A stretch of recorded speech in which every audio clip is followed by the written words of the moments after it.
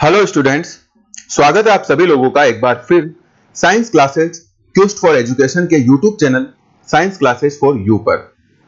Students, video को शुरू करें उससे पहले आपसे एक बार फिर निवेदन करना चाहूंगा कि आपने वीडियो को लाइक नहीं किया है तो पहले आप वीडियो को लाइक कर दीजिए, अपने दोस्तों में उसको शेयर कर दीजिए ताकि उनको भी हमारी ऑनलाइन क्लासेस का फायदा मिल सके। और अगर आपने अभी तक चैनल को सब्सक्राइब नहीं किया है तो प्लीज चैनल को सब्सक्राइब जरूर कर लीजिए और साथ ही घंटी के निशान पर भी क्लिक कर दीजिए ताकि आपको हर वीडियो का नोटिफिकेशन मिल सके। चलिए स्टूडेंट्स, शुरू करते हैं आज की क्लास। जैसा कि आप जानते हो कि हमारी जो ये सीरीज है इसमें हमने इकाई 1 को पूरा करने का टारगेट रखा है लॉकडाउन पीरियड के अंदर, और इसके अंदर हमें 4 चैप्टर स्टडी करने हैं। उनमें से पहला चैप्टर रिप्रोडक्शन इन ऑर्गेनिज्म यानी कि जीवों में जनन को हम पूरा कर चुके हैं। इसी श्रेणी में, इसी सीरीज में हमारा दूसरा चैप्टर रहेगा पुष्पी पादपों में लैंगिक जनन यानी कि रिप्रोडक्शन इन फ्लावरिंग प्लांट्स। इसको अब हम स्टडी करेंगे।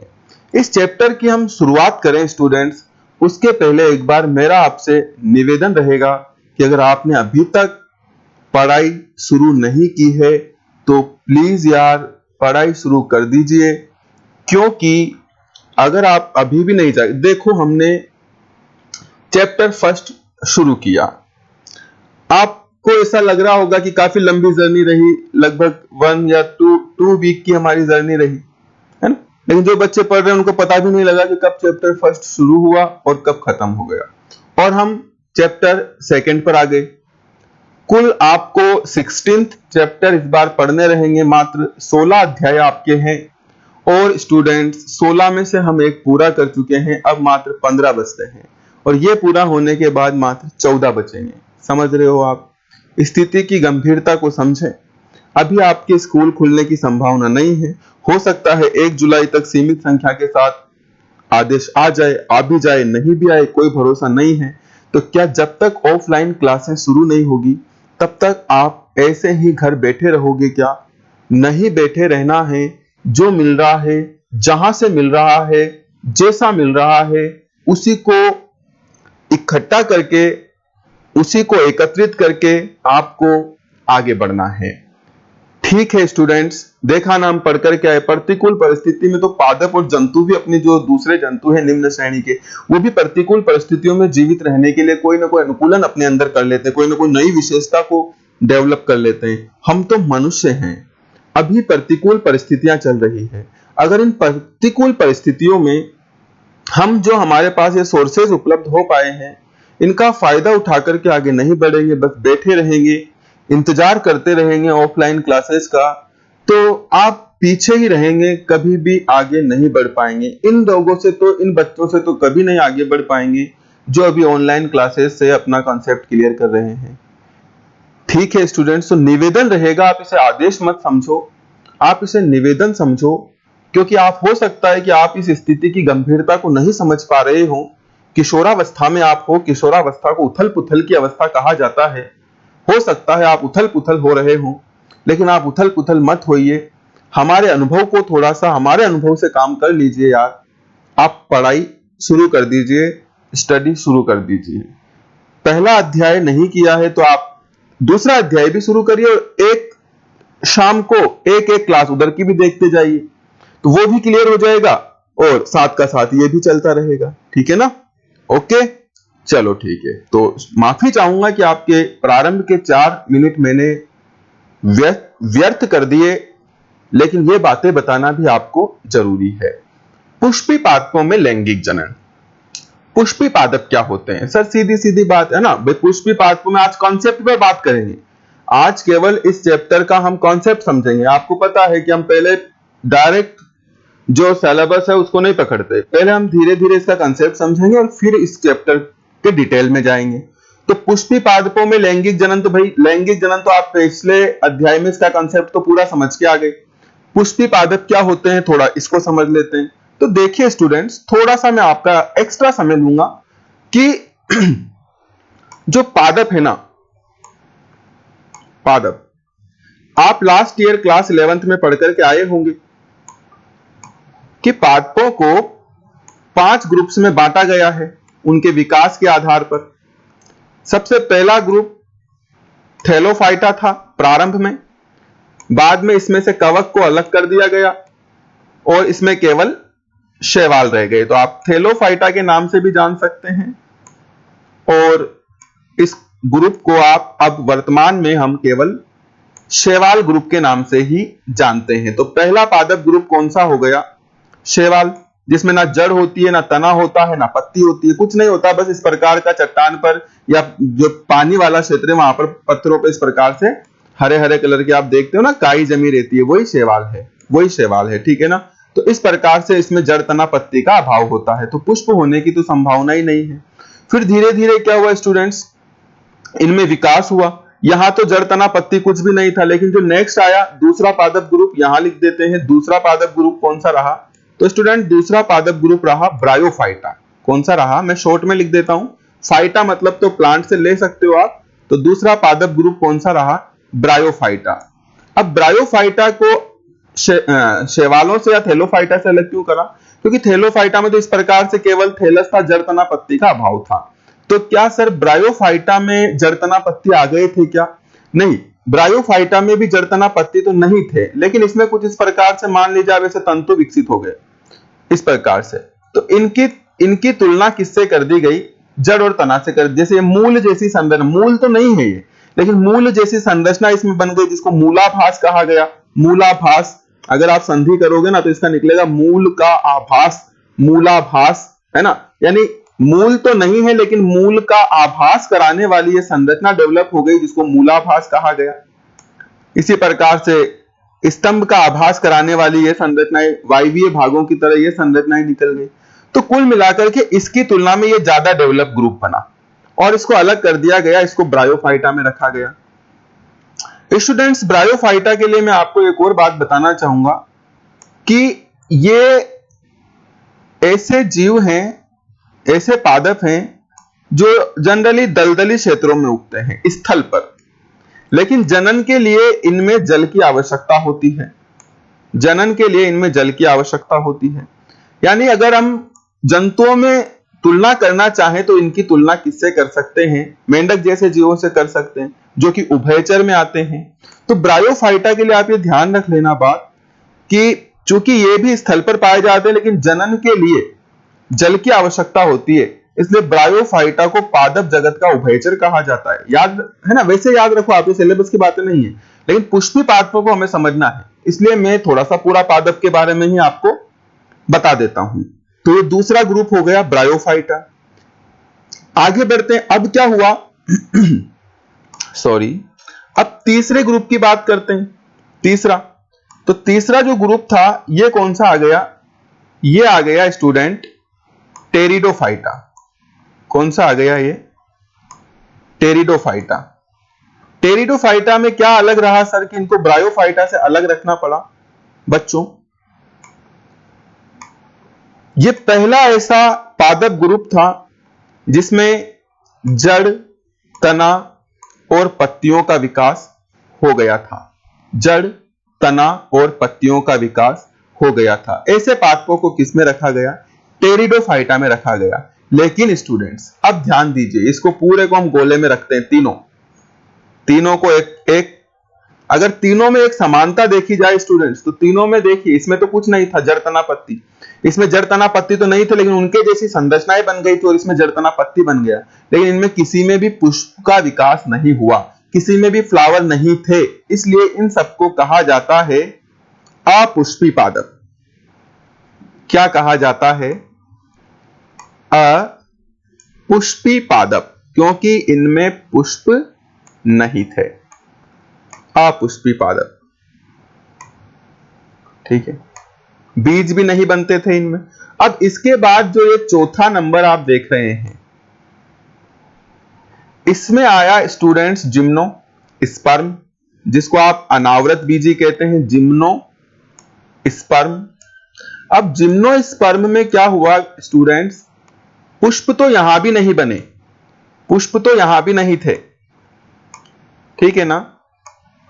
पुष्प तो जिम्नोस्पर्म में भी नहीं बने, लेकिन इनमें शंकु बनना शुरू हो गए। बताया था मैंने, लैंगिकता जब पढ़ रहे थे तो उनकी तुलना हम पुष्प से कर सकते हैं, नर शंकु, मादा शंकु, इस प्रकार के शंकु यहां पर बनना शुरू हो गए, तो उसकी तुलना पुष्प से की जा सकती थी।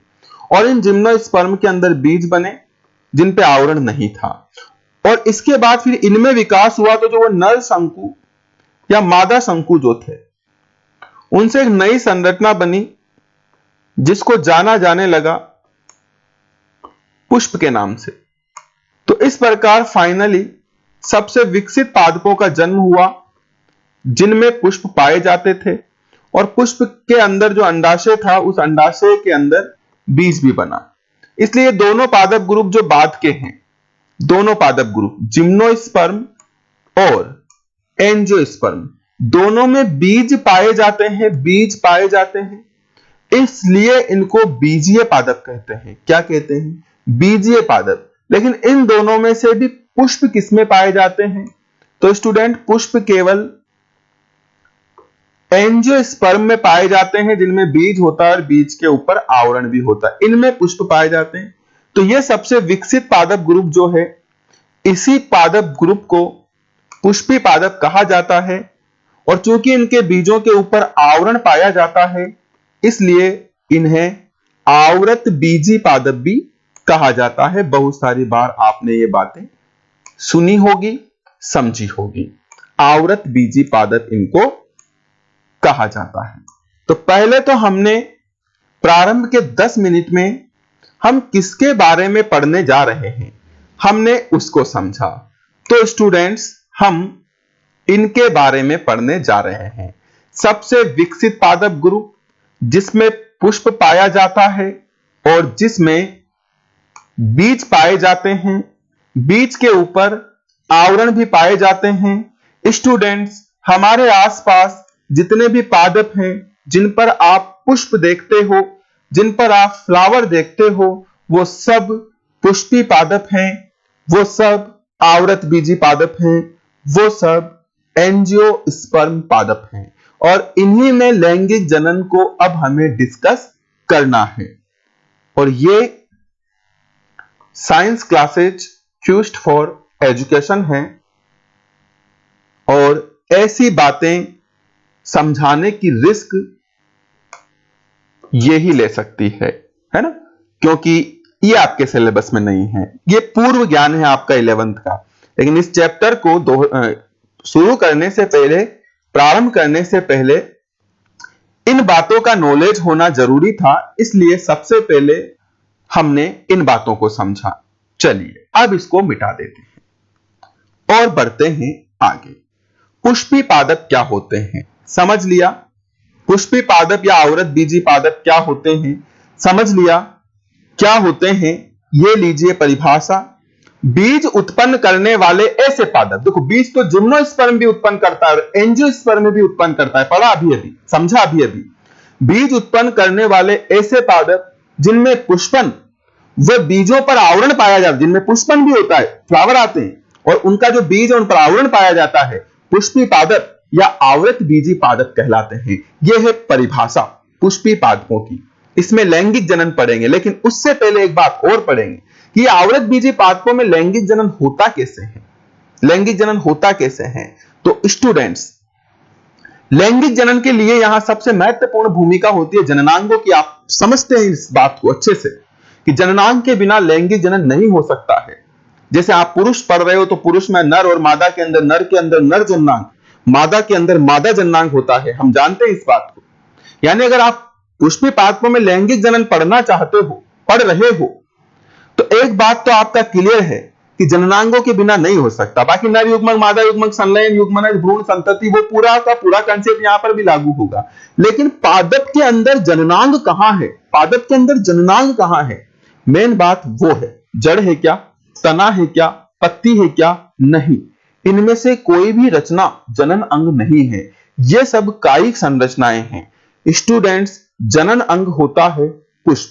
तो लैंगिक जनन पढ़ना है, सबसे पहले पुष्प पढ़ना पड़ेगा। देखिए, आवृत बीजी पादपों में मुख्य लैंगिक जनन अंग पुष्प होता है।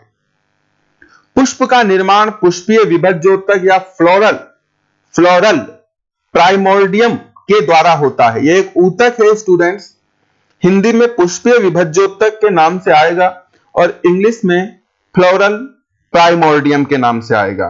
अगर कभी पूछ ले कि पादपों में पुष्प का विकास किस ऊतक से होता है, तो ये थोड़ा सा याद रख लेना, इसको अलग से इन्वर्टेड कोमा में लिख लेना कि पुष्पीय विभज्योतक या फ्लोरल प्राइमोर्डियम के द्वारा पुष्प का निर्माण होता है।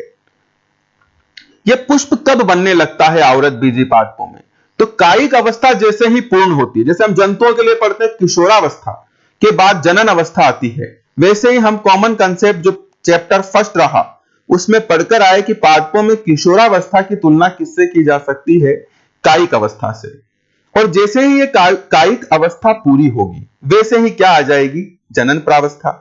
जनन प्रावस्था को जो ये पादप हैं, पुष्पी पादप या कोई से भी पादप, उसमें पुष्पी पादप, तो उसमें किस प्रकार से पहचाना जाता है? तो जैसे ही उस पर पुष्प आएगा आप समझ जाइए कि जनन प्रावस्था शुरू हो गई है। देखो, कायिक अवस्था पूर्ण होने के पश्चात वातावरणीय परिस्थितियां एवं जीन्स में परिवर्तन के कारण या जीन्स में कुछ परिवर्तन होगा और उसके फलस्वरूप पादपों में उसके फलस्वरूप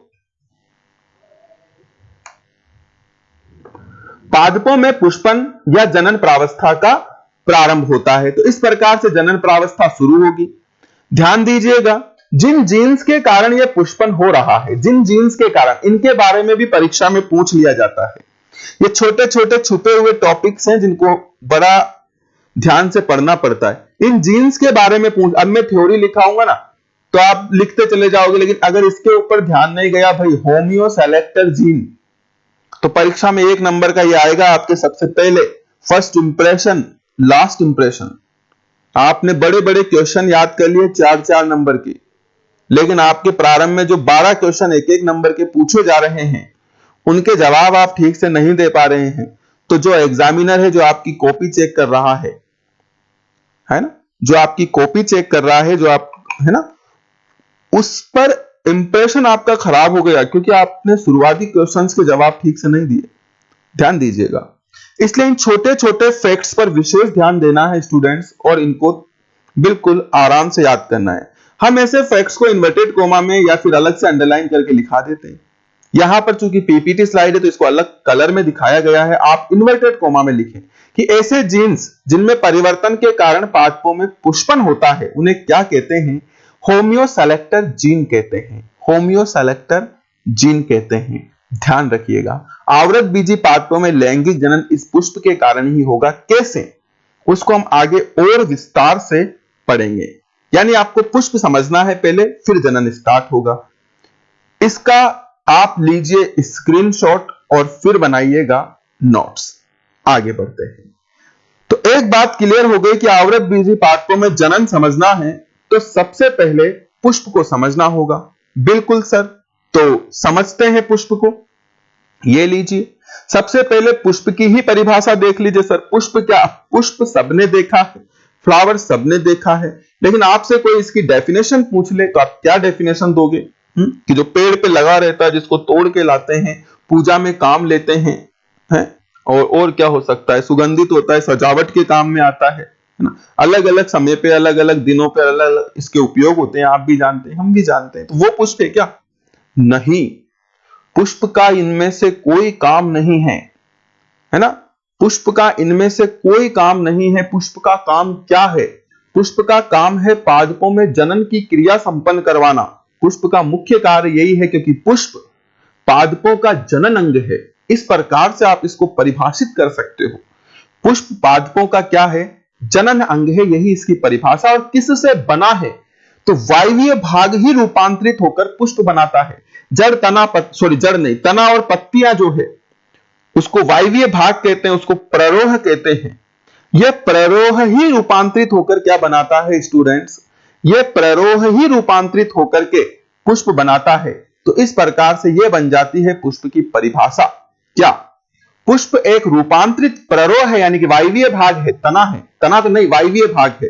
पुष्प एक रूपांतरित प्ररोह है जो पादप के जनन अंगों को धारण करता है। यह है पुष्प की परिभाषा। सर, पुष्प की संरचना कैसी होती है? तो अब देखिए स्टूडेंट्स, बड़े आराम से हम इस बात को समझेंगे कि पुष्प की संरचना कैसी होती है। देखिए, मैं यहां पर डायग्राम बना रहा हूं, आपको बनाना नहीं है, आपको सिर्फ देखना है कि आप डायग्राम बनाने की शुरुआत कहां से करोगे, ताकि आप परीक्षा में कम से कम समय में अच्छा से अच्छा पुष्प का डायग्राम बना सको और उसकी संरचना को समझ सको और समझा सको। देखिए, शुरुआत कहां से करनी है, फिर बाद में बातें करेंगे। आप अगर पुष्प का डायग्राम बना रहे हैं तो सबसे पहले आप पुष्प का ये वाला भाग, पुष्प में 4 भाग होते हैं, ध्यान दीजिएगा। कितने भाग? 4 भाग होते हैं, जिनमें से एक भाग ये है जिसे मैं बना रहा हूं। इसे कहा जाता है स्टूडेंट्स स्त्री केसर। स्त्री केसर में इस प्रकार जो मैंने आप देखिए ऊपर बनाया है एक चपटी रचना, इसको कहा जाता है वर्तिकाग्र। इसके बाद एक नलिका रूपी भाग ऐसे नीचे निकल करके आता है, इस नलिका को कहा जाता है वर्तिका। क्या कहा जाता है स्टूडेंट्स? इस नलिका को कहा जाता है वर्तिका। और फिर नीचे का एक फूला हुआ भाग इस प्रकार से बन जाता है, फूला हुआ भाग। इस फूले हुए भाग को कहा जाता है अंडाशय। ठीक है, अंडाशय। आप इसे रफली डायग्राम की तरह ही लें, बस समझना है। तो आप जब भी पुष्प का डायग्राम बना रहे हैं, संरचना को समझ रहे हैं, तो यहां से शुरुआत करें तो चित्र बनाने में दिक्कत नहीं आएगी। ठीक है, और ये जो है ना स्टूडेंट्स अंडाशय, ये टिका होता है एक फूली हुई संरचना पे, जिसे कहा जाता है पुष्पासन। क्या कहा जाता है? पुष्पासन कहा जाता है। और पुष्पासन से इस प्रकार एक व्रंत निकला रहता है जो टहनी से जुड़ा होता है, टहनी से जुड़ा होता है। इस प्रकार से पुष्प टहनी पर लगा होता है। इस व्रंत को कहा जाता है पुष्प व्रंत। हालांकि जब हम पुष्प के 4 भाग पढ़ते हैं, उन 4 भाग में ये जो मैंने लास्ट में बनाया है पुष्पासन और पुष्प व्रंत, इनको शामिल नहीं किया जाता है।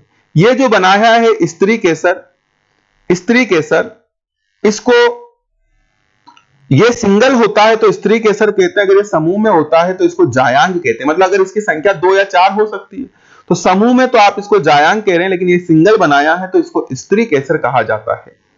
ये पुष्प के 4 भागों में से एक भाग ये भी होता है। तो पहला काम तो आपने ये कर लिया। अब आगे क्या करना है स्टूडेंट्स? तो आगे जो नेक्स्ट रहेगा ना, यहां पुष्पासन से ही इस प्रकार से हरे रंग की कुछ पत्तियां निकलती हैं, हरे रंग की कुछ पत्तियां निकलती है। ठीक है, आप समझ जाइए इसको ना, थोड़ा सा हिल गया। इनको कहा जाता है बाह्य दल। अब ये तो एक बनाया, बाह्य दलों की संख्या कितनी हो सकती है? 5 या 6 कॉमन होती है, या तो 5 होगी या कुछ पुष्पों में 6 भी हो सकती है। अब वैसे तो कुछ में 3 भी हो सकती है, जैसे सरसों में 3 ही होती है। सॉरी, सरसों में सरसों में तो 4 होती है, प्याज वगैरह में 3 ही होती है। तो ऐसे 3, 4, 5 या 6 तक इनकी संख्या हो सकती है। इन हरे रंग की इन पत्तियों को कहा जाता है स्टूडेंट्स बाह्य दल। क्या कहा जाता है? बाह्य दल कहा जाता है। तो पुष्प का एक भाग ये हो जाता है बाह्य दल। अब एक बात ध्यान रखना कि अगर ये सिंगल के लिए मैं बोल रहा हूं तो ये बाह्य दल है, लेकिन ऐसी 5 है चारों तरफ है, उसके लिए ग्रुप में बोल रहा हूं तो फिर इसको मैं कहूंगा बाह्य दल पुंज। पुंज यानी समूह, बाह्य दलों का समूह, बाह्य दल पुंज। तो ये होता है पुष्प का पहला भाग, ये होता है पुष्प का पहला भाग। आगे बात समझ में। इसके बाद स्टूडेंट्स आगे बढ़ते हैं और पुष्प के दूसरे भाग पर चर्चा कर लेते हैं। दूसरा भाग होता है रंगीन पंखुड़ियां, है ना। पुष्प में जो रंगीन पंखुड़ियां होती है, ये तो हरे कलर के बनाए हमने बाह्य दल, पत्तियां, है ना, जो पुष्प के चारों ओर आपने देखा होगा, अभी और समझाएंगे, ये बाह्य दल। इसके बाद रंगीन पंखुड़ियों का नंबर आता है विद्यार्थियों, और ये जो रंगीन पंखुड़ियां हैं, इन रंगीन पंखुड़ियों को कहा जाता है दल। क्या कहा जाता है? इनको दल कहा जाता है। मैं नाम नहीं लिख रहा हूं, आप ऐसे ही ध्यान रखना, इनको दल कहा। ये पुष्प ठीक से समझ लिया तो फिर लैंगिक जनन भी ठीक से समझ लिया। ठीक है, बड़ा विवादास्पद पुष्प है ये। कई लोग इसे पुष्प मानने से इंकार करते हैं कि आपके सर पुष्प पता नहीं क्या बना देते हैं। ऐसा थोड़ी होता है पुष्प। अरे भाई, ये पुष्प की प्रारूपिक संरचना है। प्रारूपिक संरचना मतलब मॉडल स्ट्रक्चर। मॉडल स्ट्रक्चर है ये, इस प्रकार मॉडल बनाकर के हम समझा रहे हैं कि बाह्य दल होते हैं, दल होते हैं। अरे जो किताब में दे रखा है ना पुष्प, किताब में जो डायग्राम दे रखा है ना पुष्प का, अच्छा मुझे कोई एक पादप से वैसा पुष्प तोड़कर लाकर बता दो, देखिए वैसा पुष्प किस पादप पर देखा है आपने, देखा है क्या कहीं? तो जो बुक का राइटर है उसने वो डायग्राम बनाया है, उसने इस प्रकार से मॉडल बना दिया पुष्प का, हमने इस प्रकार से बना दिया। बातें तो वही है ना, चार भाग क्लियर कर रहे हैं हम। तो इसमें भी हो रहा है और उसमें भी हो रहा है। तो अगर कोई इस प्रकार की बातें करता है तो निश्चित तौर पर वो अभी थोड़ा उसको सीखने की जरूरत है। यह पुष्प का डायग्राम बिल्कुल सही है क्योंकि एक प्रारूपिक संरचना है और इसमें ये दूसरा भाग जो होता है, जो रंगीन पंखुड़ियां होती है, इनको कहा जाता है दल। क्या कहा जाता है स्टूडेंट्स? इनको कहा जाता है दल। और अगर ये समूह में, जैसे इन सबके लिए एक साथ बोलूं तो समूह यानी पुंज, तो फिर इसको कहा जाएगा दल पुंज। एक सदस्य तो दल, सारा ग्रुप में है तो दल पुंज। आ गई बात समझ में? तो ये पुष्प के आपने कितने भाग पढ़ लिए? पुष्प के आपने दो भाग पढ़ लिए। तीसरा भाग दलों से इस प्रकार से निकलता है, कभी कभी अंडाशय से भी लगा रहता है। यह होता है पुष्प का नरजन्नांग, यह होता है पुष्प का नरजन्नांग। इसे कहा जाता है पुंकेसर। क्या कहा जाता है इसे? इसे स्टूडेंट्स पुंकेसर कहा जाता है। इनकी संख्या भी 5 या 6 हो सकती है, अनंत तक भी इनकी संख्या कुछ पाठकों में हो सकती है, लेकिन जनरली 5 या 6 यह पुंकेसर होता है स्टूडेंट्स। अब वही बात, ये नरजन्नांग है, एक है, अकेला है, पुंकेसर है, लेकिन समूह में अगर हम इसको बोलते हैं सारों को एक साथ, सबके लिए एक शब्द प्रयोग में करेंगे तो फिर हम इसको क्या कहेंगे? फिर हम इसको पुमंग कहेंगे। क्या कहेंगे स्टूडेंट्स? पुमंग कहेंगे। और ध्यान दीजिए, इस पुमंग का प्रत्येक सदस्य पुंकेसर है और यह पुंकेसर भी 3 भागों में बटा है। इसका जो पहला भाग होता है यह होता है पराग कोश। फिर यहां पर एक छोटा सा ऊतक होता है जो इस पराग कोश को इस पुतंतु से जोड़ता है। ध्यान दीजिए, इसके ऊपर कई बार प्रश्न पूछ लिया, यहां से ये इस संरचना के लिए प्रश्न पूछ लिया गया है। इस संरचना को कहा जाता है योजी। क्या कहा जाता है? योजी। अब ये योजी का क्या काम है? योजी का एक काम तो आपको साफ नजर आ रहा है कि ये पराग कोश को इस तंतुनुमा संरचना से जोड़ रहा है, जिसको पुतंतु कहते हैं। क्या कहते हैं इसको? पुतंतु। तो योजी का एक काम तो हो गया, पराग कोश को पुतंतु से जोड़ता है। लेकिन स्टूडेंट परीक्षा में क्या पूछा जाता है? परीक्षा में पूछा जाता है कि पराग कोश को, यानी ये ऊपर की रचना, इसको पोषण कौन प्रदान करता है? तो पराग कोश को पोषण प्रदान करने का कार्य इस योजी का ही है। तो योजी का दूसरा महत्वपूर्ण कार्य हो जाता है पराग कोश को पोषण प्रदान करना। पराग कोश को पोषण प्रदान करना। तो यहां से कई बार प्रश्न आ चुका है। पुंकेसर की तीसरी रचना में बता चुका हूं, तंतुनुमा रचना पुतंतु होता है। पुतंतु होता है जो पुष्प से, दलों से या अंडाशय की भित्ति से चिपका रहता है। तो इस प्रकार पुंकेसर भी 3 भागों में बटा होता है। मैं फिर याद दिला दूं, यह पुष्प का नरजन्नांग होता है। और जो हमने सबसे पहले बनाया था यह है पुष्प का चौथा भाग, है ना। देखो डायग्राम कैसे बनाना है, तो आप ऐसे बड़ी सरलता से डायग्राम बना सकते हैं। यह है पुष्प का चौथा भाग, जिसे स्त्री केसर कहते हैं। और अगर यह बहुत 2-4 के समूह में है तो फिर इसको जायांग कहा जाएगा। स्त्री केसर के भी 3 भाग होते हैं स्टूडेंट्स। पहला भाग वर्तिकाग्र बता चुका हूं, दूसरा भाग वर्तिका और तीसरा फूला हुआ भाग अंडाशय होता है। स्टूडेंट्स ध्यान दीजिएगा, अंडाशय के अंदर भी एक अंडाकार या गोलाकार संरचना होती है जिसे बीजांड कहते हैं। और यह बीजांड ही है जिसके अंदर मादा युग्मक या अंड कोशिका का निर्माण होता है। तो यहां बनता है मादा युग्मक। इसी प्रकार जो पराग कोश है, इस पराग कोश में नर युग्मक या पराग कणों का निर्माण होता है। तो यहां बनता है नर युग्मक। आ गई क्या कुछ कुछ बात समझ में? और फिर आगे अब आप क्या पढ़ोगे? पुष्प पढ़ने के बाद ये नर युग्मक और ये मादा युग्मक का फर्टिलाइजेशन होगा, युग्मनज बनेगा, भ्रूण बनेगा। इसी क्रम में हमें आगे पढ़ना है। ये हमने क्या समझा है? ये पूरा, ये हमने सिर्फ पादपों का जनन अंग समझा है कि पादपों में जनन अंग कैसा होता है। तो भाई ऐसा होता है। अब स्टूडेंट्स आप सोच रहे होंगे आज सर हमसे बातें नहीं कर रहे। अरे यार क्या बातें करूं, सर का एक ही काम है प्रश्न पूछना। अब मैं प्रश्न पूछूं तो क्या पूछूं, है ना, क्योंकि आज तो टॉपिक की शुरुआत ही है, चैप्टर की शुरुआत ही है। कुछ बातें आपको सिखाई जाएगी, फिर जब आप सीख जाओगे तो आपसे उन्हीं को मैं बार बार पूछता रहूंगा ताकि वो आपको याद भी हो जाए।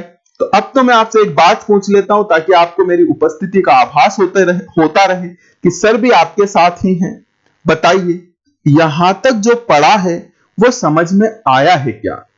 समझ रहे हो ना यहां तक की बात? तो हां करो, हां करो। आ गई यहां तक की बात समझ में? ठीक है भाई। अब देखो स्टूडेंट्स, ये चार भाग तो समझ में आ गए, लेकिन इन चार भाग में से जनन में जो महत्वपूर्ण भूमिका निभा रहा है वो कौन सा निभा रहा है? सर ये तीसरा पुंकेसर नर जननांग और ये चौथा स्त्री केसर या मादा जननांग, इनकी है जनन में भूमिका। तो बाकी ये दोनों का जनन में कोई मुख्य योगदान नहीं है, कोई प्रत्यक्ष योगदान इनका नहीं है। हां, जनन के लिए थोड़ी बहुत हेल्प कर सकते हैं इन दोनों अंगों की, लेकिन जनन में प्रत्यक्ष इनकी कोई भूमिका नहीं है। इनको तो कहा जाता है सहायक अंग या सहायक चक्र, क्योंकि ये जनन करते नहीं है।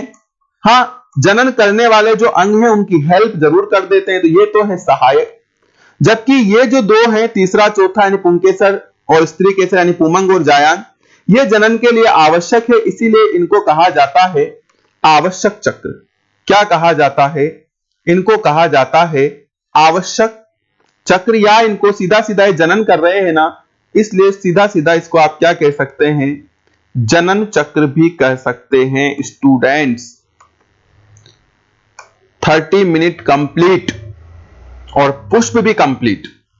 देखिए, पुष्प में मुख्य रूप से दो भागों में पुष्प को बांटा गया है, दो चक्रों में बांटा गया है, सॉरी भागों में नहीं, दो चक्रों में बांटा गया है, सहायक चक्र और आवश्यक चक्र।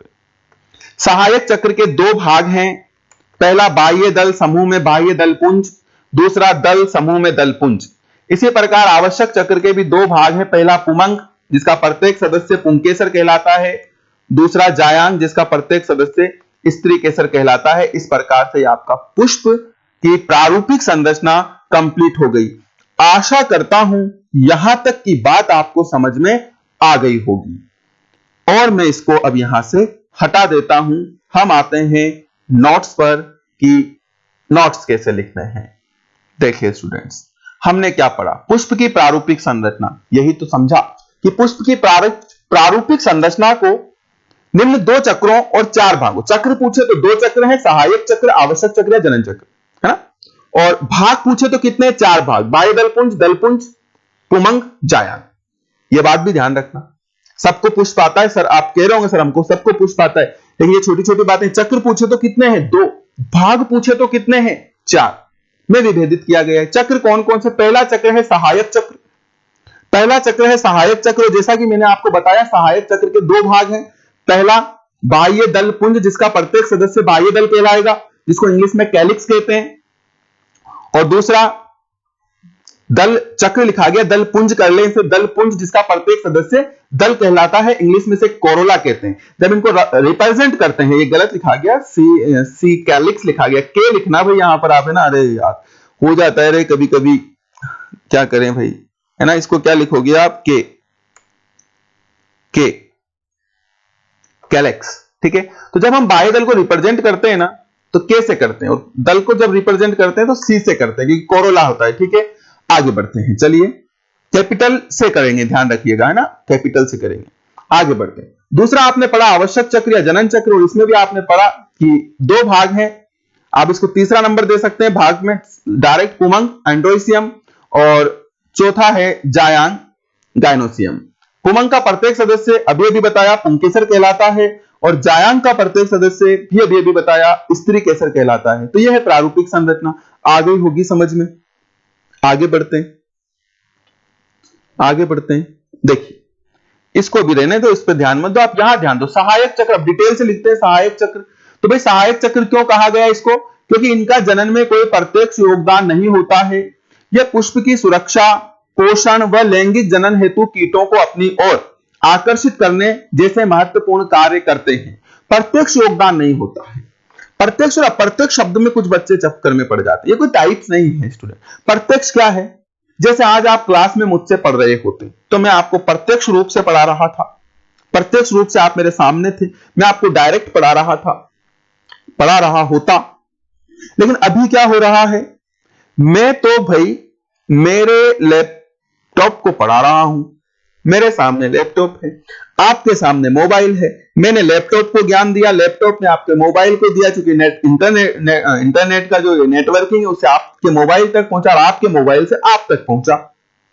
लेकिन पढ़ा तो अभी भी आपको मैं ही रहा हूं ना, लेकिन इस बार प्रत्यक्ष रूप से नहीं पढ़ा रहा हूं, अप्रत्यक्ष रूप से पढ़ा रहा हूं।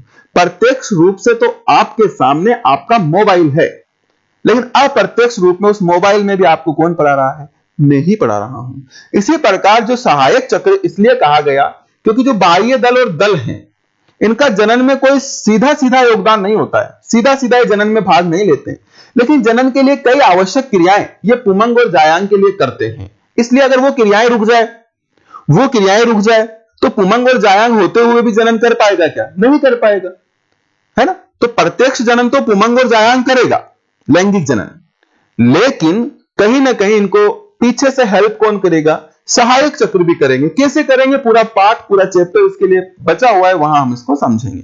फिलहाल सहायक चक्र क्यों कहा गया है कि इनका जनन में कोई प्रत्यक्ष योगदान नहीं होता है, यह पुष्प की सुरक्षा, पोषण व लैंगिक जनन हेतु कीटों को अपनी ओर आकर्षित करने जैसे महत्वपूर्ण कार्य करते हैं। बात करें अगर सहायक चक्रों की, तो जैसा कि आपने पढ़ा है इसमें दो भागों को शामिल किया गया है। सबसे पहला है बाह्य दलपुंज। बाह्य दलपुंज जैसा कि मैंने आपको समझाया अभी कि यह पुष्प का सहायक चक्र होता है। इसका प्रत्येक सदस्य क्या कहलाता है, बाह्य दल, इंग्लिश में सेपल कहते हैं, सेपल कहलाता है। ध्यान दीजिए कैसा होता है, तो कलिका अवस्था में पुष्प के अन्य भागों को घेरे रहे। ये कलिका देखो आप, तो ये ग्रीन कलर का पूरा भाग जो है ना, इस रंगीन भाग को या इसके अंदर जितने भी भाग इसको घेरे हैं, तो ये बाह्य दल ही तो है। बाह्य दल, ये कलिका में जो आपको दिखता है ना, ये कलिका के अंदर जो आपको हरा हरा भाग दिखता है, ये बाह्य दल ही होते हैं। तो सुरक्षा करी ना पुष्प की, यह कलिका अवस्था में पुष्प के अन्य भागों को घेरे रहता है तथा पुष्प की सुरक्षा करता है। दूसरी इंपॉर्टेंट बात, इनकी संख्या 5 या 6 होती है तथा ये हरे रंग के होते हैं, जैसा कि आप देख सकते हो, जूम करके देख लो। ये देखिए, ये कलिका अवस्था में जो आप ग्रीन पार्ट देख रहे हैं, ये बाह्य दल है, जिनकी संख्या 1 2 3 4 5 हो सकती है। समूह में कह रहे हैं तो बाह्य दल पुंज, लेकिन मान लीजिए मैं इसको अकेले को बोलूं तो क्या बोलूंगा, फिर पुंज नहीं बोलूंगा, फिर कहूंगा बाह्य दल। आशा करता हूं बात समझ में आ गई होगी। अगर स्क्रीनशॉट नहीं लिया है तो चलिए आप स्क्रीनशॉट ले लीजिए, ताकि नोट्स बनाने में आपको कोई दिक्कत ना हो। और अब बढ़ते हैं आगे। इसके बाद दूसरा नंबर आता है दलपुंज का। दलपुंज क्या है, यह भी पुष्प का सहायक चक्र होता है। इसका प्रत्येक सदस्य दल या पेटल कहलाता है, पेटल कहते हैं ना इंग्लिश में। बातें वही है जो आप समझ कर आए हैं। ये रंगीन होते हैं तथा इनमें रंगों का निर्माण, ये देखो इंपॉर्टेंट है, एंथोसाइनिन वर्णक द्वारा होता है। परीक्षा में पूछा जा सकता है कि पुष्प का जो रंग है, पुष्प के रंगों के लिए मुख्यतः कौन सा वर्णक उत्तरदायी होता है, मुख्यतः। वैसे और भी हो सकते हैं, जेंटोफिल हो सकता है, कैरोटिनाइड्स हो सकता है, लेकिन मुख्य भूमिका पुष्प में जो रंग प्रदान करने की मुख्य भूमिका है वो किसकी है, एंथोसाइनिन की। अब इसको इन्वर्टेड कॉमा में अंडरलाइन करके लिखोगे, ठीक है ना, एंथोसाइनिन वर्णक। तो ये छोटी छोटी बातें, भाई पुष्प की संरचना आपने पढ़ी है, लेकिन आप मेरी क्लास को देखोगे पूरा तो निश्चित तौर पर यहां से 1 या 2 नंबर के जो छोटे छोटे प्रश्न हैं वो आपके क्लियर होंगे, जो आपको पहले से पता नहीं होंगे। कई सारी ऐसी बातें हैं। बताइए, अब तक की क्लास में पुष्प की संरचना सबको याद है, मुझे पता है सबको याद है, पर मुझे बताइए अब तक की क्लास में क्या आपको कोई भी 1 2 या 3 बातें, 3 ही सही, पर क्या कोई नई बातें पता चली है क्या? क्या आपने कुछ नई बातों को जाना है क्या? अगर जाना है तो ये 38 मिनट की क्लास हमारी सफल हो रही है, अगर नहीं जाना है तो फिर तो बेकार ही गई। बताइए यस और नो, क्या नई बातें जानी है क्या आपने? जानी है ना? आपको नहीं पता होगा पुष्प में जो रंग होता है वो किस वर्णक के कारण होता है, एंथोसाइनिन के कारण होता है। तो ये छोटी छोटी 1 नंबर में यही तो परीक्षा में आ जाएगा कि पुष्प में रंगों का निर्माण मुख्यतः किस वर्णक से होता है, जवाब होगा एंथोसाइनिन। ओके, तो ये रंगीन होते हैं तथा इनमें रंगों का निर्माण मुख्यतः एंथोसाइनिन वर्णक द्वारा होता है। स्टूडेंट्स, दल विभिन्न आकार के, आकर्षक, मखमली व गंध युक्त होते हैं। अरे पुष्प की पंखुड़ियां हैं, सबने देखी है। ये पराग कणों यानी कि नर युग्मकों के स्थानांतरण के लिए कीटों वह पक्षियों आदि को अपनी ओर आकर्षित करते हैं, है ना, पराग कणों के स्थानांतरण हेतु। क्योंकि नर युग्मक जो पराग कण है वो कहां बन रहे हैं? पुमंग में। अब पुमंग से अंडाशय कहां, मादा युग्मक कहां बन रहा था? अभी अभी देखा आपने, अंडाशय में। एक पुष्प पे दूसरे पुष्प पे, मान लीजिए एक पुष्प पे नर युग्मक है, दूसरे पुष्प पे मादा युग्मक है। अब ये नर युग्मक कैसे जाएगा? मैंने बताया था ना आपको लैंगिकता के समय कि नर युग्मक पुष्पी पादपों में अगतिशील होता है, तो उसको पहुंचाने के लिए कीटों को आकर्षित किया जाता है दलों के द्वारा। कैसे? देखो एक चित्र के द्वारा समझिए। ये पुष्प है और ये जो रंगीन पंखुड़ियां है ना, ये दल है। ये क्या है? ये दल है। अब इस दल, ये रंग उतना आकर्षित है कि जब कीट इसको देखेगा ना, सम्मोहित हो जाएगा इस रंग के प्रति, और रंग के प्रति सम्मोहित होकर के ये यहां पर आ जाएगा। देखो इस तरीके से तितली आ गई भाई, रंग को देख करके कि वाह कितनी सुंदर पुष्प है, और तितली सुंदरता से आकर्षित होकर के इस पुष्प के पास आ गई। क्या होगा अब सुंदरता से आकर्षित होकर एक बार कीट आ सकता है, दो बार कीट आ सकता है, बाद में वो एज यूजुअल हो जाता है, फिर वो कीट दोबारा नहीं आए। तो ये पुष्प क्या करता है? इसके पास कुछ मकरंद ग्रंथियां पाई जाती है। जैसे ही पुष्प, आकर्षण तो किसने किया? इसने। इसके आकर्षण के कारण ये कीट यहां तक आया। अब यहां आने के बाद इस पुष्प में कुछ मकरंद ग्रंथियां हैं। ये कीट क्या करता है? उस मकरंद ग्रंथियों से जो मीठा मीठा रस होता है ना, उसको पा लेता है और अपना पेट भर लेता है। उसने कहा बढ़िया काम है। अब इसको क्या लगता है ना कि जो भी ये रंगीन चीज है, वहां जाऊंगा ना तो मुझे भोजन मिलेगा, वो भी मीठा मीठा रस मिलेगा। तो ये क्या करता है? यहां से उड़ता है और इसी के जैसा कोई दूसरा रंगीन पुष्प वहां जाकर के उस पर बैठ जाता है, तीसरा उस पर बैठ जाता है, हर बार इसको पोषण मिल जाता है। लेकिन इसको पता नहीं है कि बेटा तेरे को है ना भोजन तो दिया जा रहा है, लेकिन तेरे से काम भी करवाया जा रहा है। क्या काम? जब ये यहां से उड़ेगा ना, तो ये देखो ये कितने सारे लिपट रहे हैं, ये पुंकेसर हैं। तो यहां से जब ये उड़ेगा तो कुछ पुंकेसर इसके साथ चिपक जाएंगे, और जब दूसरे पुष्प पे जाएगा तो यहां से इन पुंकेसरों को ये दूसरे पुष्प पर ट्रांसफर कर देगा। सॉरी, पुंकेसरों को क्या, परागकण, पुंकेसर के साथ परागकण भी चले जाएंगे, तो उन परागकणों को ये दूसरे पुष्प पर क्या कर देगा? ट्रांसफर कर देगा। ये काम इन कीटों के द्वारा किया जाता है। तो अब बताइए दलों की महत्वपूर्ण भूमिका रही या नहीं रही? अगर ये दल इस कीट को आकर्षित नहीं करते तो बताइए यहां से कोई परागकण, पुंकेसर में जो परागकण बन रहा है, वो दूसरे पुष्प के मादा युग्मक तक पहुंच पाता क्या? नहीं पहुंच पाता ना। इस प्रकार से दल और बाह्य दल लैंगिक जनन में एक महत्वपूर्ण भूमिका निभाते हैं। हालांकि प्रत्यक्ष रूप से जनन में भाग नहीं लेते हैं, इसीलिए इनको सहायक चक्र कहा जाता है। आशा करता हूं बात समझ में आ रही होगी। तो ये दल पुंज के लिए भी आप यहां से नोट्स बनाएंगे, स्क्रीनशॉट ले लीजिए, स्क्रीनशॉट ले लीजिए। आगे बढ़ते हैं। अब आगे बढ़ते हैं, बात करते हैं आवश्यक चक्र या जनन चक्र की।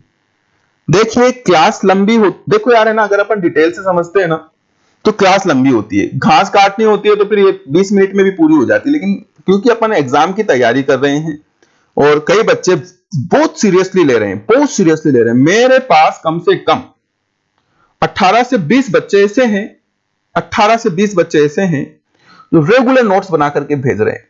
तो भाई जो नहीं पढ़ रहे हैं उनके साथ मेरी सहानुभूति है, लेकिन जो 18 के 8 भी होते ना, 8 भी होते, तो इन 8 को मैं पूरी ईमानदारी से पढ़ा, क्योंकि मेरे पास 18-20 बच्चे तो ऐसे हैं जो एक क्लास अगर 2 घंटे की भी हो जाए तो यहां से उठने वाले नहीं हैं। तो मैं उन 100 को नहीं पढ़ा रहा जो स्किप कर करके देख रहे हैं, मैं उन 18 को पढ़ा रहा हूं जो वास्तव में देख रहे हैं। तो ये कक्षा वास्तव में उन 18-20 बच्चों के लिए है। हाँ, आप जुड़िए इसके साथ, आपको भी आनंद आने लगेगा, है ना। लेकिन मैं पढ़ाऊंगा डिटेल से ही, और क्लासें अब थोड़ी सी लंबी होगी, तो थोड़ा सा सब्र करके बैठे। आप मान लीजिए कि ऑफलाइन क्लासेस शुरू हो गई है, 1-1.5 घंटे की क्लास, जो अगर साइंस क्लासेज की अगर ऑफलाइन क्लासेस चलती है स्टूडेंट्स, तो बायोलॉजी की क्लास थोड़ी लंबी होती है। हमारा टाइमिंग 1 घंटे का नहीं होता, 1.5 घंटे का होता है। तो अभी तो हम 1 घंटा ही ले रहे हैं, तो आदत डाल लो, अभी से आदत डाल लो, ठीक है। चलिए तो फिर बढ़ते हैं आगे। आवश्यक चक्र पढ़कर आए हो आप। इसमें पुष्प में नर व मादा जननांगों को शामिल किया जाता है, नर जनन अंग भी इसी में, आवश्यक चक्र में मादा जनन अंग भी इसी में। तो इस चक्र की लैंगिक जनन में प्रत्यक्ष भूमिका होती है, डायरेक्ट लैंगिक जनन में भाग लेते हैं। 2 भाग इसमें आते हैं। तीसरा पुमंग, तीसरा क्यों? क्योंकि वो 2 पहले पढ़कर आए हैं। तीसरा पुमंग, पुमंग क्या है भाई? नर जननांग है। यह पुष्प का नर जनन अंग है, नर जननांग है। और इसका प्रत्येक सदस्य क्या कहलाता है बताकर आया हूं आपको पीछे, पुंकेसर कहलाता है। और पुंकेसर कितने भागों में बताए? सर 3 भागों में बताया, आपने बता दिया पहले। 3 भाग कौन कौन से? सर पहला भाग पराग को समझाया था आपने, दूसरा सर पुतंतु, तीसरा सर योजी, हालांकि ये योजी ऊपर लेंगे पुतंतु नीचे लेंगे, दूसरा योजी तीसरा पुतंतु करना आप नोट्स बनाते समय, ठीक है ना, दूसरा योजी और तीसरा पुतंतु करना, ओके ठीक, स्क्रीनशॉट लो। ये देखिए ये है, ये पूरा समूह में बोलूंगा ना स्टूडेंट इसको, ये सब नर जन्नांग, इसको पूरा समूह में बोलूंगा तो ये क्या है पूरा, देखो इधर, जल्दी तो है ही नहीं आपको, है ना, जल्दी तो है ही नहीं क्योंकि मैं फ्री हूं, तो अब आपको जल्दी हो तो क्या, हम तो पूरा पढ़ाएंगे। ये पूरा क्या है, ये पूरा पुमंग है, ओके, और ये अकेला क्या है, ये अकेला क्या है सर, ये अकेला पुंकेसर है, और इसमें कितने भाग हैं सर, 3 भाग हैं, पराग कोश, पुतंतु, योजी। आ गया समझ में, चलिए आ गया तो फिर चलते हैं आगे, एक एक करके सारे भागों को डिटेल से समझिए। वही चित्र है जो अभी अभी हमने लिया था, देखो एक को निकाल लेते हैं यहां से, पूरा पुमंग है ना, ये पूरा पुमंग है, यहां से इस पुंकेसर को निकालते हैं। आजा भाई आजा, ये पुंकेसर में मैंने बताया आपको कितना भाग है, गौर से देखेंगे ना स्टूडेंट, 3 भाग है। सबसे ऊपरी चपटा भाग जो ये है इसको पराग कोश कहते हैं, बताया, और ये वाला भाग क्या कहलाता है, ये वाला भाग सर पुतंतु कहलाता है, आपने बता दिया ये भी पहले, और इन दोनों को यहां जोड़ने वाला भाग क्या कहलाता है, ये योजी कहलाता है, ये भी मैंने आपको बता दिया। और सबका कार्य देखो, पराग कोश तो जनन अंग की मुख्य संरचना है, क्योंकि इसमें नर युग्मक पराग कण बनेंगे, योजी इस पराग कोश को पोषण देगा, साथ ही पराग कोश को पुतंतु से जोड़ेगा। पराग कोश को पोषण कौन देता है, योजी देता है, साथ ही क्या करता है, पुतंतु से जोड़ता है। पुतंतु क्या करता है, पुतंतु इसको पुष्प में दल या बाह्य दल से जोड़ता है। ये लीजिए, क्लियर है, तो ये होता है नर जननांग।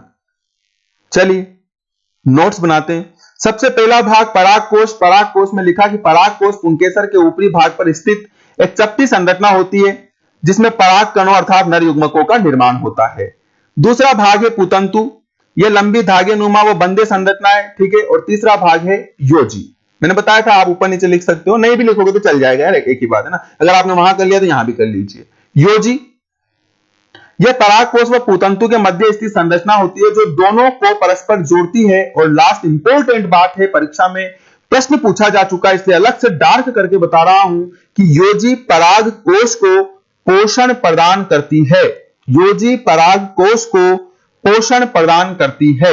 आगे बढ़ते हैं, लास्ट भाग पुष्प का जायांग। सर क्या है ये, अरे भाई वो नर जननांग था, ये मादा जननांग है, यह पुष्प का मादा जननांग होता है।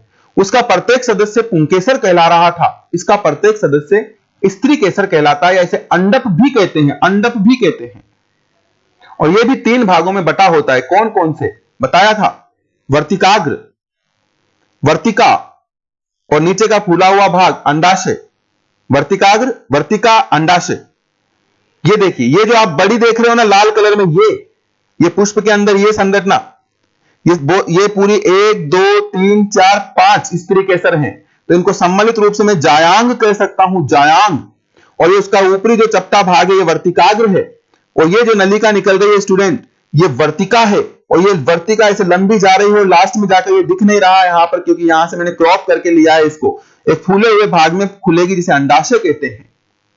आ गई बात समझ में, तो जायांग भी 3 भागों में, जायांग का प्रत्येक सदस्य स्त्री केसर भी 3 भागों में बटा है, वर्तिकाग्र, वर्तिका और अंडाशय। आगे बढ़ते हैं, प्रत्येक के बारे में बात कर लेते हैं। ये तो वही पुष्प है, आपके समझ में आ गया, अगर नहीं आया है तो चलिए थोड़ा सा और दे देते हैं समय, इतना दे दिया। एक ये तो पूरा जायांग है, इसमें से हम निकाल लेते हैं एक स्त्री केसर को, और ये एक स्त्री केसर कैसा है मैंने बताया ना प्रारंभ में, ऊपरी भाग है इसका ये चपटा वर्तिकाग्र, फिर ये है लंबी नलिका वर्तिका, और ये है नीचे का फूला हुआ भाग अंडाशय, जिसमें होता है बीजांड, और बीजांड में बनता है मादा युग्मक। ये बात है, और यही हमको लिखना है। ठीक है स्टूडेंट्स, तो नोट्स पे आ जाते हैं, नोट्स कैसे लिखने हैं। सबसे पहला भाग वर्तिकाग्र के बारे में लिखेंगे कि स्त्री केसर का ऊपरी चपटा भाग वर्तिकाग्र कहलाता है। फिर वर्तिका के लिए लिखेंगे कि वर्तिकाग्र व अंडाशय के मध्य की बेलनाकार नलिका वर्तिका कहलाती है। और लास्ट लिखेंगे सबसे इंपॉर्टेंट भाग, क्योंकि इसमें मादा युग्मक बनता है, अंडाशय। इसके लिए लिखेंगे कि स्त्री केसर का नीचे का फूला हुआ भाग अंडाशय कहलाता है। अंडाशय के भीतर छोटी छोटी गोलाकार या अंडाकार संरचनाएं बीजांड कहलाती है। और बीजांड में क्या होता है, बीजांड में 7 कोशिकीय मादा युग्मकोद्भिद का निर्माण होता है। इन मादा युग्मकों जो बनता है ना स्टूडेंट्स, इसी में एक कोशिका अंड कोशिका होती है। ये आप आगे पढ़ेंगे। ये तो एक सामान्य जानकारी थी पुष्प के बारे में। आशा करता हूं कि पुष्प की संरचना आपको अच्छे तरीके से समझ में आ गई होगी। आपको पहले से याद थी तो बहुत अच्छी बात है, अगर नहीं याद थी तो इसको याद जरूर कर लेना, क्योंकि पूरा पुष्पी पादपों में लैंगिक जनन इसी पर बेस्ड है। इसके बिना लैंगिक जनन समझ नहीं आएगा स्टूडेंट्स। चलिए संरचना की बात कर लेते हैं। कई बार ये पुष्प का चित्र परीक्षा में पूछा जा चुका है, कई बार। इनको तो हम मेनली तो हम इनको भाग में शामिल करते नहीं है, पुष्पासन और पुष्पवरण, लेकिन जो भाग में शामिल है चित्र हम पहले बना चुके हैं, तो आपके लिए आप यहां से चित्र बना लेना, ठीक है, देख करके, ताकि वो क्या है कि हम राइटिंग पैड से बनाते हैं तो उसमें थोड़ा ठीक से नहीं बन पाता, तो मैंने पहले से बना करके यहां पर चिपका दिया। लेकिन इसे बनाना कैसे है, इसे बनाना कैसे है, ये मैं पहले फर्स्ट स्लाइड में ही आपको बता चुका हूं। देखिए सबसे पहले ये रचना है, इसको बाह्य दल कहते हैं, अगर समूह में होगा तो बाह्य दल पुंज कहोगे। फिर ये रंगीन संरचना आ गई जिसे दल कहते हैं, अगर समूह में होगा तो इसे दल पुंज कहोगे। उसके बाद स्टूडेंट्स ये आ जाता है पुमंग ग्रुप में, जिसका प्रत्येक सदस्य पुंकेसर और पुंकेसर का ये ऊपरी भाग जिस पर एरो लगा है ये होता है परागकोश। उसके बाद ये देखिए हरे कलर की संरचना जो परागकोश और पुतंतु को जोड़ रही है, इसको कहा जाएगा योजी। और उसके बाद ये तंतुनुमा संरचना, इसको कहा जाएगा पुतंतु। और ये पुतंतु इस प्रकार से यहां अंडाशय से या इन दलों से लगा रहता है। इन तीनों संरचनाएं किसका भाग है, तो तीनों संरचनाएं स्टूडेंट्स पुंकेसर का भाग होती है, जिसको समूह में पुमंग कहा जाता है। इसके बाद मादा जननांग की बात करें तो मादा जननांग में यह होती है स्त्री केसर, जिसका यह सबसे ऊपरी चपटा भाग वर्तिकाग्र कहलाता है। यह नलिका रूपी भाग वर्तिका कहलाता है और यह फूला हुआ भाग अंडाशय कहलाता है। इन तीनों को सम्मिलित रूप से स्त्री केसर कहते हैं। ये तीनों स्त्री केसर के भाग हैं, और अगर ये स्त्री केसर की संख्या 2 या 4 है तो समूह में फिर इसको जायांग कहा जाएगा। ये मादा जननांग है। तो यह है पुष्प की एक प्रारूपिक संरचना। अगर भीतर की बात करें तो इसे एक गोलाकार संरचना होती है जिसे बीजांड कहते हैं, जिसमें 3 कोशिकाएं ऊपर, 3 कोशिकाएं नीचे और एक बीच में बड़ी कोशिका जिसमें 2 केंद्रक आप देख सकते हैं। इस प्रकार से 7 कोशिकीय रचना बनती है। इसको मादा युग्मकोद्भिद कहते हैं, जिसमें ये बीच वाली यहां है ना, ये नीचे की तरफ दोनों के बीच में ये जो कोशिका है इसको अंड कोशिका कहते हैं। तो इस प्रकार का होता है स्टूडेंट्स एक पुष्प। यहां से आप ये चित्र बना लीजिएगा। ये है पुष्प की प्रारूपिक संरचना। स्क्रीनशॉट ले लीजिए। एस आजकल इसको एस कहा जाता है, ठीक है ना। तो बिल्कुल आपकी भाषा से हम बहुत अच्छी तरीके से परिचित हैं। आप इसे एस कहते हैं। मुझे बड़ी देरी से पता लगी, लेकिन हाँ एस ले लीजिए फटाफट, है ना। स्क्रीनशॉट ले लीजिए। आगे बढ़ते हैं स्टूडेंट्स। नोट लगा करके कुछ फैक्ट्स लिख लेते हैं। देखो मैंने कहा कि फैक्ट अगर आप यहां से नई बातें सीखकर नहीं जाओगे, नई बात पता नहीं लगे, आपको 1 घंटे की क्लास ले ली हमने, 1 घंटा आपका इतना मूल्यवान समय है, उसमें से हमने 1 घंटा ले लिया और उस 1 घंटा में अगर आपको एक भी नई बात समझा नहीं पाए, एक भी नई बात हमने नहीं बताई, तो स्टूडेंट्स ये आपके साथ बहुत बड़ा धोखा होगा। तो मैं आपको धोखा नहीं दे सकता, है ना। पादपों में लैंगिक जनन की खोज किसने की, अगर ऐसा कभी पूछ लिया जाए तो जेकब कमेरेरियस नामक साइंटिस्ट रहे, एक बॉटनिस्ट हैं, जर्मन साइंटिस्ट हैं, जिनका पूरा नाम रुडोल्फ जेकब कमेरेरियस है। इन्होंने पादपों में सबसे पहले सेक्सुअल रिप्रोडक्शन की खोज की थी। आगे बढ़ते हैं स्टूडेंट्स। नोट नंबर 2 इंपॉर्टेंट है। पुष्प जो है ना चिताकर्षक, आपके मन को आकर्षित करने वाला है ना। पुष्प सबके मन को आकर्षित करता है, पुष्प सबको पसंद है। सौंदर्य बोधक, सौंदर्यता का प्रतीक है। आभूषणात्मक यानी जैसे आप आभूषण पहनते ना, कोई हार वगैरह, इस प्रकार से पुष्प का प्रयोग आभूषणों के रूप में भी किया जा सकता है, प्राचीन समय से किया जाता रहा है। तो पुष्प के कई उपयोग हैं, इसीलिए विश्व भर में पुष्पी पौधों की खेती की जाती है और इस खेती को कहा जाता है फ्लोरिकल्चर। क्या कहा जाता है? फ्लोरिकल्चर। तो इसी फ्लोरिकल्चर के साथ अब हम इस क्लास को विराम देते हैं। काफी लंबी क्लास रही, लेकिन आशा करता हूं कि इस क्लास का आपने भरपूर आनंद लिया होगा, भरपूर आनंद आपने लिया होगा। तो देते हैं विराम, बने रहिएगा साइंस क्लासेज के साथ। नमस्कार।